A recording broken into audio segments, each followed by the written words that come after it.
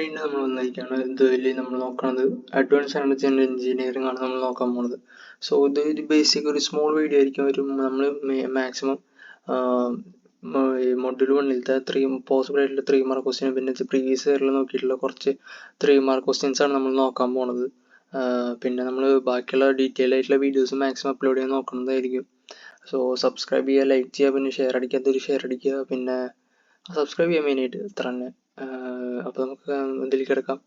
പിന്നെ നമ്മൾ ഒരു എന്താ പറയുക, റിവിഷൻ പോലെ എന്തൊക്കെ ബേസിക് ആയിട്ടുള്ളൊരു കോൺസെപ്റ്റ് പോലെ എന്താണ് എല്ലാ മൊഡ്യൂളിൽ നിന്നുള്ളൊരു ബേസിക് ഐഡിയ പോലൊരു അത് ഡീറ്റെയിൽ ആയിട്ടുമല്ല, പക്ഷെ നേരെ അതുപോലെ തന്നെ വളരെ ഷോർട്ടായിട്ടുള്ള, പക്ഷെ ഒരു ജസ്റ്റ് ഒരു ഐഡിയ കിട്ടുന്ന രീതിയിലൊരു PDF നമ്മൾ അല്ലെങ്കിൽ ഒരു നോട്ട്സ് നമ്മൾ സെറ്റ് ചെയ്യുന്നതായിരിക്കും. അപ്പോൾ അതും നമ്മൾ മാക്സിമം അപ്ലോഡ് ചെയ്യാൻ നോക്കുന്നതായിരിക്കും. പിന്നെ മാക്സിമം നമ്മൾ വീഡിയോ നല്ല ഡീറ്റെയിൽ ആയിട്ട് എക്സ്പ്ലെയിൻ ചെയ്യാൻ നോക്കും. സോ ഇപ്പോൾ നമുക്ക് ഈ ഒരു ഭാഗം നോക്കാം, പാർട്ട്. സോ അഡ്വാൻസ് എനർജീനെ പറ്റി പറയുകയാണെങ്കിൽ നമ്മളിത് മാക്സിമം നമുക്ക് അത്യാവശ്യം അറിയുന്ന കാര്യങ്ങൾ തന്നെയാണ്. എല്ലാം നമ്മൾ ഇപ്പോൾ എനർജിയുടെ കേസായിട്ട് നമ്മൾ കുറച്ച് കഴിഞ്ഞ ഈ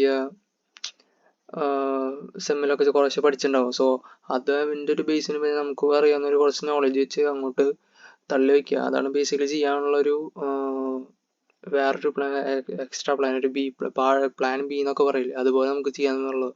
അല്ലാത്ത പക്ഷെ നമ്മളിത് പഠിക്കേണ്ടി വരും. സോ നമ്മൾ കൊടുക്കുകയാണ്. സോ ആദ്യത്തെ ഒരു ക്വസ്റ്റ്യൻ എന്ന് പറയുന്നത് define renewable and non renewable energy. നമുക്ക് റിന്യൂവബിൾ എനർജി നമുക്ക് നാച്ചുറലി കിട്ടുന്ന ഒരു സംഭവമാണ്. Persistent flow of energy occurring in local environment. Non renewable energy നമുക്ക് എന്താ പറയുക, obtained from static stores of energy that remain underground. കുറേ നാൾക്ക് എടുക്കണം, പക്ഷെ നമുക്ക് ഹ്യൂമൻ ഇൻട്രാക്ഷൻസ് ഇല്ലാതെ നമുക്ക് ആ സാധനം കിട്ടില്ല. പിന്നെ അതിൻ്റെ ബേസിൽ നമുക്ക് വേറെ എന്തെങ്കിലും തോന്നുന്നുണ്ടെങ്കിൽ അത് ഇത് what are the different factors for selection of a site for hydro power plan. ഒരു ഹൈഡ്രോ പവർ പ്ലാൻ, ഇപ്പോൾ ഒരു ഹൈഡ്രോ പവർ പ്ലാൻ എന്ന് പറയുമ്പോൾ എന്നിട്ട് വെള്ളത്തിൽ നിന്ന് ഡാം അങ്ങനെ സംഭവങ്ങൾ. ഇപ്പോൾ റീസെൻ്റ് ആയിട്ട് നമുക്ക് പറയാൻ പറ്റും, ഇപ്പോൾ നമ്മുടെ അവിടെ വെള്ളം നന്നായിട്ട് പെയ്തു തുടങ്ങി, മഴ പെയ്തു തുടങ്ങി, ഇപ്പോൾ വെള്ളം കൂടി. അപ്പോൾ എന്താ നമ്മുടെ മൈൻഡിൽ മുല്ലപ്പെരിയാർ ഡാം. അപ്പോൾ അതിൻ്റെ അവിടുത്തെ ഒരു സംഭവം ആലോചിക്കും, വെള്ളം അവൈലബിൾ ആയിരിക്കണം. അപ്പോൾ 4 ഭാഗത്തു നിന്നുള്ള വെള്ളം, 3 ഭാഗത്തു നിന്നുള്ള വെള്ളം കിട്ടണമെന്ന് നിങ്ങളുടെ അവിടേക്ക് അത് കിട്ടുന്നുണ്ട്. പിന്നെ വെള്ളം സ്റ്റോറേജ് ചെയ്യാനുള്ളൊരു സ്ഥലം വേണം. പിന്നെ വാട്ടറിന് അത്യാവശ്യമായിട്ട് അത്യാവശ്യം ഹൈറ്റിൽ നമ്മൾ സംഭവം പണിത് ഉയർത്തണം. പിന്നെ ആ സ്ഥലത്തിന് നല്ല ആക്സസ് ഉണ്ടാവും, എല്ലാ സ്ഥലത്തേക്ക് എത്താൻ പറ്റുന്നതായിരിക്കും. ബാക്കി മുല്ലപ്പെരിയാറിൻ്റെ കേസ് എന്താവുമെന്ന് നമുക്കറിയില്ല. അപ്പോൾ അതൊരു ബേസിൽ അല്ലെങ്കിൽ അതൊരു മൈൻഡിൽ വെച്ച് ചെയ്ത് what are the various factors affecting റൺ ഓഫിനെ എഫക്റ്റ് ചെയ്യുന്ന ഫാക്ടേഴ്സ് എന്തൊക്കെയാണ്? ഒന്ന് റെയിൻഫോളിൻ്റെ നേച്ചർ, പിന്നെ ടോപ്പോഗ്രഫി, കാച്ച്മെൻറ്റ് ഏരിയ, എവിടെയാണ് വന്ന് പെയ്യുന്നത്, അല്ലെങ്കിൽ പിന്നെ ആ ഒരു ഏരിയയുടെ ജോഗ്രഫി, പിന്നെ വെജിറ്റേഷൻ, ഇതൊക്കെയാണ് റൺ ഓഫ് എഫക്റ്റ് ചെയ്യുന്ന ഒരു ഫാക്ടേഴ്സ്. പിന്നെ what are the factors and disadvantages of steam power plant. പിന്നെ ഉള്ളതാണ് സ്റ്റീം പവർ പ്ലാന്റ് അഡ്വാൻറ്റേജും ഡിസഡ്വാൻറ്റേജും. സോ സ്റ്റീം പവർ പ്ലാന്റ് അത്യാവശ്യം പഠിച്ച് കഴിഞ്ഞാൽ ഇത് നമുക്ക് എഴുതാന്നുള്ളൂ. Advantage less initial cost as compared to other generating plant. ബാക്കിയുള്ള പ്ലാനിനെ അപേക്ഷിച്ച് കോസ്റ്റ് കുറവായിരിക്കും. ക്യാപിറ്റൽ കോസ്റ്റ് ലോ ആണ് ഹൈഡ്രൽ പ്ലാനിനെ അനുസരിച്ച്. ശരിയാണ്. മറ്റേത് ഡാമിൻ്റെ സംഭവം എന്ന് വെച്ചാൽ അത്യാവശ്യം പൈസ, ഇത് ചിലപ്പോൾ അത്യാവശ്യം പൈസ വേണ്ടി വരില്ല. പിന്നെ കൺസ്ട്രക്ഷൻ ടൈം വന്നത്, ഇത് പണിതെടുക്കാനുള്ള സമയം കുറവായിരിക്കും. പിന്നെ ഇതിൻ്റെ ഡിസഡ്വാൻറ്റേജ് എന്തൊക്കെ വരിക, നമുക്ക് എഴുതാൻ പറ്റുന്നത് പോർ ജനറേഷൻ കോസ്റ്റാണ്. നമുക്കറിയാം നമുക്ക് ഹൈഡ്രോ പവർ എന്നായിരിക്കും കൂടുതൽ പവർ കിട്ടുക. ഇതിന്ന് അത്യാവശ്യം കൽക്കരി കത്തിച്ച് വേണം നമുക്ക് പവർ ഉണ്ടാക്കണമെങ്കിൽ സ്റ്റീം പവർ പ്ലാന്റിൽ.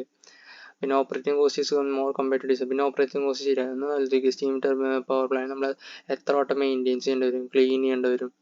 പിന്നെ മെയിൻ്റെനൻസ് ഹൈ ആണ്. പിന്നെ വളരെയായിട്ട് ഹൈഡ്രോ ഡീസൽ പവർ പ്ലാന്റ് വെച്ച് അപേക്ഷിച്ച് നോക്കുമ്പോൾ. സോ അങ്ങനെ ഒരു കാര്യം കൂടി ഇതാണ്. അടുത്ത advantage disadvantage of hydro electric power plant over others. Hydro electric power plant advantage disadvantage. there is no problem with respect to regard of fashion. ശരിയാണ്.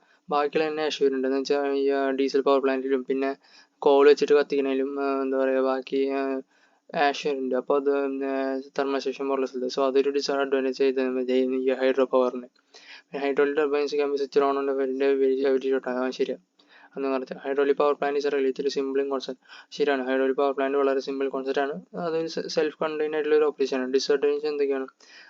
Cost of transmission size ins most of the plants in remote area. ശരിയാണ്. അത്യാവശ്യം നമുക്കറിയാം മിക്ക ഡാമുകളും എല്ലാം ഒരു remote ഏരിയസിൽ പോയിട്ട് അവരിക്കുണ്ടാവും.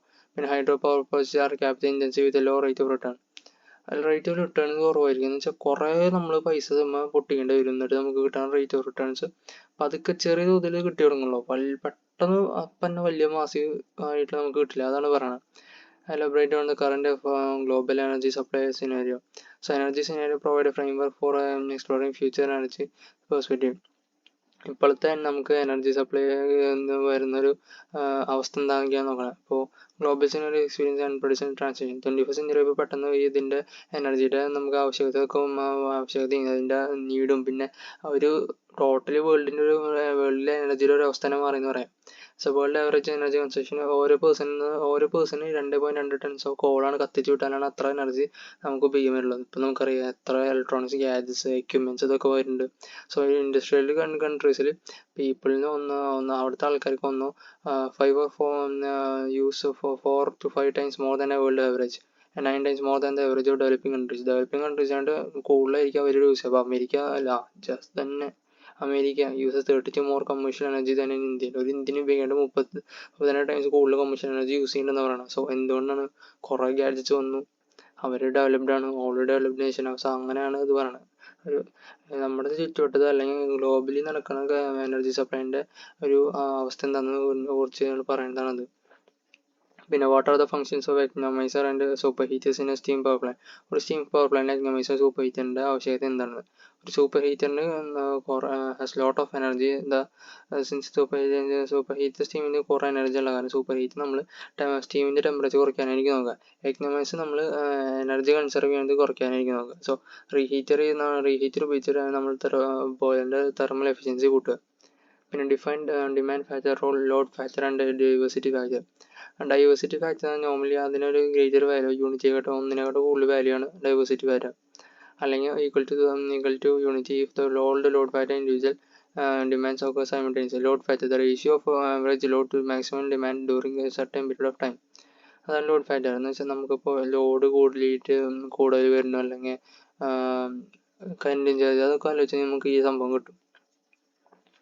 പിന്നെ demand factor is the ratio of maximum demand system. ഒരു സിസ്റ്റം അല്ലെങ്കിൽ ഒരു സംഭവം ഡിമാൻഡ് ചെയ്യണ മാക്സിമം ഡിമാൻഡ് എത്രയാണ് അത് to the total connected load for a part being consider. ഇത് എന്താണ് നമ്മൾ കൺസിഡർ ചെയ്യുന്ന കമ്പോണൻറ്റ്. ആ കമ്പോണൻറ്റിന് ആവശ്യകതയായിട്ട് വരുന്ന ഒരു എന്താ പറയുക maximum demand to the connected load, അതിലേക്ക് കണക്ട് ചെയ്യുന്ന ലോഡിൽ തമ്മിലുള്ള റേഷ്യോ. പിന്നെ ഫ്യൂവൽസ് നമ്മൾ ഗ്യാസ് തമ്മിൽ യൂസ് ചെയ്താണ് ഇതിനെക്കുറിച്ചൊരു ഷോർട്ട് നോട്ട് എഴുതാൻ വേണ്ടിയിട്ട് ചിലപ്പോൾ ചോദിക്കും. സോ നാച്ചുറൽ ഗ്യാസിനെ പറ്റി എഴുതുക, ഏവിയേഷൻ ഫ്യൂൽ, ജെറ്റ് ഫ്യൂൽസിന് ഉപയോഗിക്കുന്നത്, പിന്നെ ഡീസൽസ്, കെറോസിൻ, ബയോഗ്യാസും ബയോഫ്യൂൽസിനെ കുറിച്ച് എഴുതുക. സോ ഇതാണ് മൊഡ്യൂൾ 1 നമുക്ക് പറയാനുള്ളത്. ഒരു ഷോർട്ട് നോട്ട് ക്വസ്റ്റ്യൻസ് വളരെ ചുരുങ്ങിയ സമയം കൊണ്ടാണ് നമ്മൾ ചെയ്തു തീർത്തത്. സോ മാക്സിമം ലൈക്ക് ചെയ്യുക, ഷെയർ ചെയ്യുക, സബ്സ്ക്രൈബ് ചെയ്യുക. ഇനിയും കൂടുതൽ വീഡിയോസ് വരുന്നതായിരിക്കും. സോ മാക്സിമം എന്തെങ്കിലുമൊക്കെ ഉണ്ടെങ്കിൽ കമൻറ്റ് ചെയ്യുക. അത്ര തന്നെ. പിന്നെ നമ്മൾ ഒരു റിവിഷൻ പോലെ ഒരു PDF-ഉം പിന്നെ ഒരു ഞാൻ പറഞ്ഞില്ലേ ജസ്റ്റ് ഒരു ഐഡിയ കിട്ടാൻ രീതിയിലൊരു സംഭവം ചെയ്യുന്നതായിരിക്കും. സോ അത് ആവശ്യമുള്ളവർക്ക് അത് വേണമെന്നുണ്ടെങ്കിൽ അത് കമൻറ്റ് ചെയ്യുക. അത്ര തന്നെ.